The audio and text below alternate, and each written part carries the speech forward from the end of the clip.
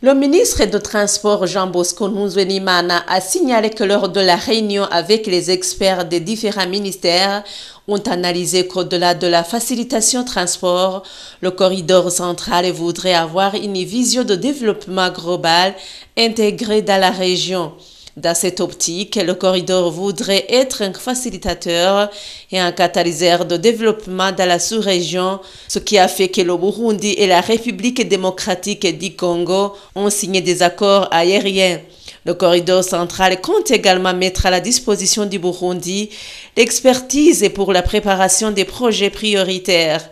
Comme l'a indiqué le secrétaire exécutif du corridor central, Dieudonné Doukoundane, le corridor central est également prêt à appuyer l'équipe qui va piloter pour la mise en œuvre effective du projet, ce qui va faciliter le travail des investisseurs dans le secteur industriel.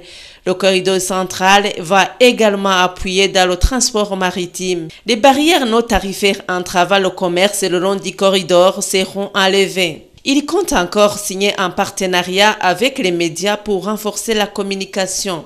Comme le Burundi est un pays enclavé qui n'a pas de connexion directe vers la mer, la République unie de Tanzanie connaît aujourd'hui des avancées très significatives pour la construction du chemin de fer qui désenclavera le Burundi. Du côté de la Tanzanie, nous voyons des avancées très significatives.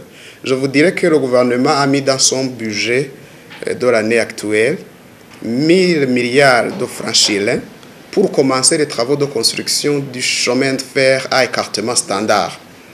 Le gouvernement tanzanien est en train aussi de négocier avec les partenaires pour mobiliser le financement restant pour la ligne qui va les connecter à Ruganda en traversant le lac Victoria et à la RDC et au Burundi en venant sur Kigoma.